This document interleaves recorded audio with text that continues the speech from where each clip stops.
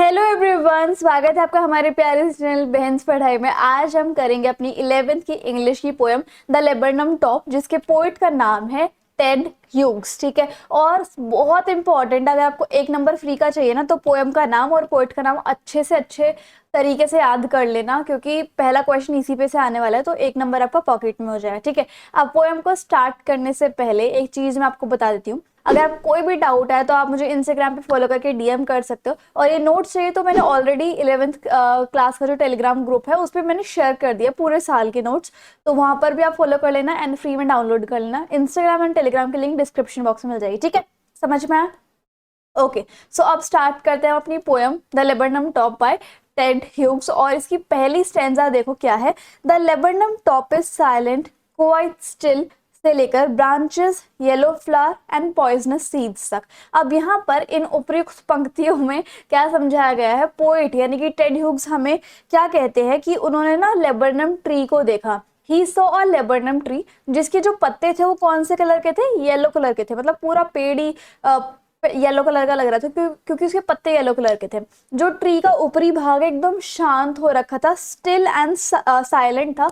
सितंबर का महीना चल रहा था और दिन का टाइम था, डे टाइम था। ठीक है, पतझड़ का मौसम भी था, ऑटम टाइम था। और जो लेबरनम ट्री के बीज होते हैं, सीड्स होते हैं, जो कि पॉइजनस होते हैं, ठीक है, वो ट्री से गिर रहे थे, क्योंकि पतझड़ के मौसम में पत्ते और सीड्स दोनों गिरते हैं ना। अब पोइट ने यहाँ पर ये जो येलो वर्ड यूज किया, येलो कहाँ पर, ये येलो लीव्स, जब लीव्स के बारे में बता रहे थे वो, तो यहाँ पर पोइट ने येलो जो वर्ड यूज किया है वो किसके लिए करा है? एक तो लीव्स के लिए, दूसरा सनलाइट के लिए भी। ठीक है, क्योंकि डे टाइम था तो डे टाइम में सनलाइट आएगी और वो भी येलो कलर की होती है ना। और येलो अगर हम सिंबलाइजेस देखें कि येलो किस चीज को दर्शाता है, एक तो साइलेंस को, ब्यूटी को, और साथ में डेथ को भी। ठीक है, डेथ कैसे? जैसे अगर किसी इंसान की डेथ होने वाली है तो पीला पीला नहीं निकल जाता, बिल्कुल, तो येलो डेथ को भी दर्शाता है, साइलेंस को भी और ब्यूटी को भी। तो इस वजह से वो येलो वर्ड का यूज करके पूरे सीन को डिस्क्राइब कर रहे होते हैं। ठीक है, so this is about first stanza. Second stanza की तरफ चलते हैं। Till the gold Finch comes with a twitching chirp, the whole tree trembles and thrills। अब इस स्टेंजा की जो 4-5 लाइन की स्टेंजा है, इसके हम कुछ वर्ड मीनिंग देख लेते हैं। जैसे चिटरिंग्स का मतलब होता है चैटरिंग साउंड निकालना, ची ची ची ची वाली, है ना। ट्रेमर ऑफ विंग्स मतलब कि विंग्स में, पंखों में वाइब्रेशन होना। ट्रिलिंग्स का मतलब भी वही होता है कि ची ची ची वाली साउंड निकालना। ट्रेम्बल्स मतलब शेक करना। थ्रिल्स का मतलब एक्साइटमेंट आ जाना। ठीक है, गोल्ड फिंच क्या होता है? एक छोटी सी बर्ड होती है जिसके येलो कलर के विंग्स होते हैं, मतलब पीछे की बॉडी पूरी येलो कलर की होती है, और उसका जो मुंह होता है ना वो ब्लैक कलर का होता है। ओके, ट्विचिंग का मतलब होता है कि एक मूवमेंट, अचानक से कोई झटका दे देना या फिर मूवमेंट करना। चिरप का मतलब होता है वही चीची चीची वाली साउंड। स्टार्कलमेंट का मतलब क्या होता है? स्टार्टलीमेंट का मतलब क्या होता है कि अचानक से शॉक लग जाना। और एब्रप्ट मतलब क्या होता है? रैपिड। ठीक है, मतलब बहुत तेज। ये मीनिंग्स हो गए स्टेंजा के। अब उस स्टेंजा का, सेकंड स्टेंजा का मतलब देखते हैं। तो एक गोल्ड फिंच बर्ड होती है। अब याद है फर्स्ट स्टेंजा में हम लेबरनम ट्री के बारे में बात कर रहे थे कि वो एकदम स्टिल और साइलेंट है। उसकी स्टिलनेस और साइलेंस देख के हमें ऐसा लग रहा है कि उस ट्री की डेथ हो चुकी है, बट एक्चुअल में नहीं होती। वो इतना ज्यादा शांति से खड़ा रहता है कि ऐसा लगता है कि वो बेजान है, उसकी डेथ हो चुकी है। फिर अचानक से एंट्री होती है गोल्ड फिंच बर्ड की। ठीक है, गोल्ड फिंच बर्ड जो कि खुद ही येलो कलर की होती है, बस उसका जो मुंह होता है, फेस होता है, वो ब्लैक कलर का होता है।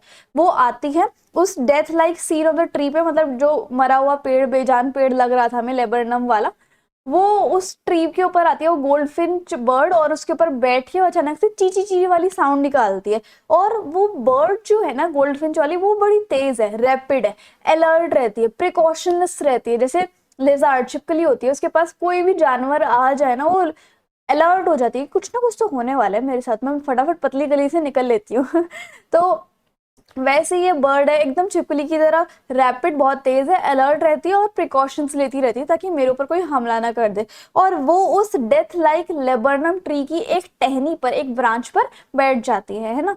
As she move towards the thickness of the branch, की जैसे ही वो ब्रांच की मोटी वाली साइड पर जा रही थी ना, थिक वाली साइड पर, मतलब मोटापे पे बैठी हुई थी वो टहनी के, वैसे ही उसके जो छोटे छोटे बच्चे थे, एक्चुअल में क्या होता है उस लेबरनम टॉप पेड़ पे उस लेबरनम पेड़ पे, उस ब्रांच पे उस गोल्डफिंच के बच्चे थे घोंसले में, ठीक है। तो जैसे ही वो गोल्डफिंच बर्ड उसकी थिकनेस पे बैठती है ब्रांच की, तो उसके जो छोटे छोटे बच्चे होते हैं ना, वो चीची चीची मम्मी आ गई, मम्मी आ गई, ऐसे ऐसे साउंड निकाल रहे थे, मतलब चीची करके, ठीक है, वाइब्रेशंस कर रहे थे, ठीक है, अपने विंग से, ऐसे मतलब मम्मी को देख के जैसे खुश हो जाते हैं तो अपने पंख से वाइब्रेशन कर रहे थे, ठीक है, making a sound like a machine, एक मशीन की तरह साउंड करने लग रहे थे, ठीक है, because of the movement of the bird. जैसे ही उस बर्ड की मूवमेंट होती है और उसके बच्चों की भी थोड़ी बहुत मूवमेंट होती है, तो ट्री जो है, जो लेबरडम ट्री है, वो थ्रिल करने लग जाता है, मतलब एक्साइटमेंट हो जाती है उसके अंदर और शेक करने लग जाता है, ठीक है।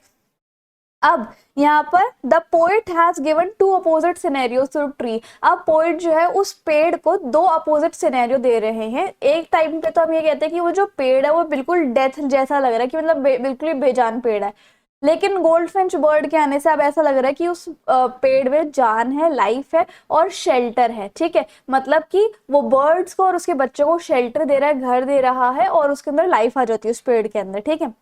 नेक्स्ट स्टैंजा देखो, it is the engine of her family, she strokes it full then flirts out of the branch and showing her barred face. अब यहाँ पर इस स्टैंजा का क्या मतलब है कि जो लेबरनम ट्री है और जो गोल्डफिंच बर्ड है, वो उसकी फैमिली के लिए इंजन का काम करता है, ठीक है। अब she provide foods to the young one. अब गोल्डफिंच बर्ड जो है वो अपने बच्चों के लिए खाना लेके आती है उस पेड़ पर, है ना, और फिर क्या करती है, moves to the other branch and, और दूसरी टहनी पर वो चली जाती है, ठीक है। हर डार्क कलर्ड स्ट्राइप्ड फेस, उसका जो डार्क कलर का फेस होता है ब्लैक कलर का, वो विजिबल है, लेकिन उसकी जो बॉडी है येलो कलर की, वो ट्री के येलो कलर के पत्ते के पीछे छुप जाती है, जैसे मैंने आपको बताया था, ठीक है। अब नेक्स्ट स्टैंजा देखो, then with a delicate whistle chirrup whisperings, she launches away towards the infinite and the laburnum subsidized to empty। यहाँ पे एरे का क्या मतलब होता है, बहुत अलग सा, स्ट्रेंज। विस्टल और चिरप का क्या मतलब होता है, यानी कि बहुत ऐसे मतलब विस्परिंग करना, जैसे कान कान में ऐसे ऐसे साउंड करना, है ना। और सब्सिडाइज का मतलब क्या होता है, डिमिनिश, कम होना, ठीक है। अब यहाँ पर इस स्टैंजा का मतलब देखो, आफ्टर रीचिंग, जैसे वो दूसरी ब्रांच के ऊपर चली गई थी अपने बच्चों को खाना खिलाने के बाद, तो अब दूसरी ब्रांच के एंड तक चली जाती है, जैसे ये टहनी है, तो इस टहनी पे तो उसके बच्चे थे, ठीक है, अब वो अपने बच्चों को खाना देके इस ब्रांच पे आ जाती है और इस ब्रांच के एंड तक पहुंच जाती है, इस जगह पर, ठीक है।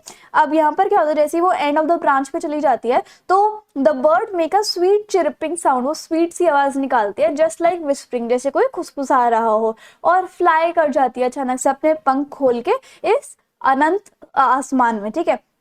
इट अगेन मिक्स, और जैसे ही वो चिड़िया उड़ जाती है, तो अगेन जो ट्री होता है लेबरनम ट्री, वो दोबारा से साइलेंट और डेथ लाइक हो जाता है, मतलब एकदम ही बेजान हो जाता है। अब हमारी जो पोएम होती है वो तो खत्म हो जाती है, लेकिन इसके लिटरेरी डिवाइस करना भी तो इम्पोर्टेंट है ना।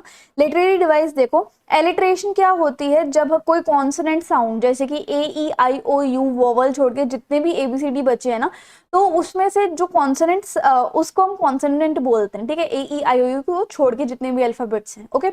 वो जो कॉन्सोनेंट साउंड है, अगर वो आ जाए बार बार, जैसे कि सितंबर सनलाइट में एस 2 बार रिपीट हो रहा है, ट्री ट्रेम्बल्स में टी 2 बार रिपीट हो रहा है, तो ये एलिट्रेशन हो गया, ठीक है। सिमिली जब हम किसी दो चीजों के बीच में कंपैरिजन करते हैं, ठीक है, तो जैसे जिसमें लाइक और एज आ जाए तो वो भी सिमिली हो जाता है, जैसे स्लीक एज अ लिजर्ड, अभी यहाँ पर एज यूज हो गया तो सिमिली है। मेटाफर इनडायरेक्ट कंपैरिजन करते हैं हम दो चीजों में, इसके अंदर क्वालिटी जो है वो कंपेयर की जाती है। She enters the thickness and the machine starts up, या फिर the noise created by the, अब इसका क्या मतलब हुआ कि जो noise created by the movement of the bird, अब यहाँ पर जो नॉइस की थी बर्ड के आने की वजह से, उसको कंपेयर किया गया है किससे, मशीन की नॉइस के साथ। और showing her barred face identity mask, तो ये इन दोनों चीजों में मेटाफर यूज हुआ है। पर्सोनिफिकेशन क्या होता है कि हम किसी लिविंग थिंग की क्वालिटी को नॉन लिविंग थिंग में डाल देते हैं, जैसे कि whole tree trembles and thrills. अब ट्रेम्बल यानी कि शेक करना और थ्रिल मतलब एक्साइटमेंट, ये दोनों फीलिंग्स किसकी होती हैं, ह्यूमंस की या फिर किसी लिविंग थिंग की, लेकिन वो किस में डाली हुई है, ट्री में डाली हुई है, तो ये पर्सोनिफिकेशन है। और ट्रांसफर्ड एपिथेट क्या होता है कि जब भी किसी एडजेक्टिव का यूज किया जाए नाउन को डिस्क्राइब करने के लिए, जैसे कि फेस को किससे बताया गया है, किससे डिस्क्राइब किया है, बैरेड नाम के एडजेक्टिव से, ठीक है।